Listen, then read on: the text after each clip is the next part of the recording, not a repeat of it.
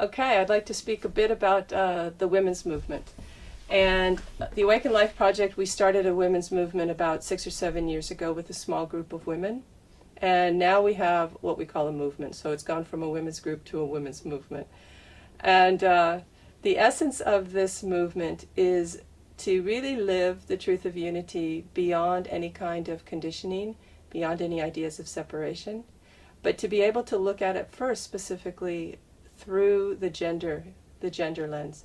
So we spend a lot of time looking at women's conditioning, women's history, so women can know, why do I think what I think, why do I do what I do? Because a lot of the time, both men and women, but women in particular, we feel very victimized by the culture that we live in.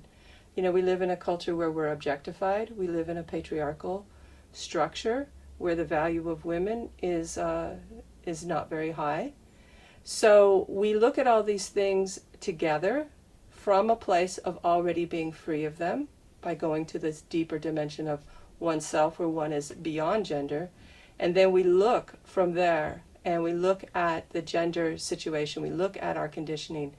And then when we look at it together, it becomes very impersonal and universal. So we find out that whatever I think is my personal problem that I have to be ashamed of, there's nothing to be ashamed of. Everything that I think is a personal problem is actually a culturally created conditioning that all women have.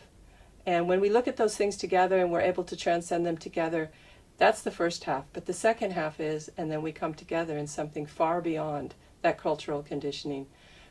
We come together in a way that's unimaginable when we drop that conditioning between us. It's amazing.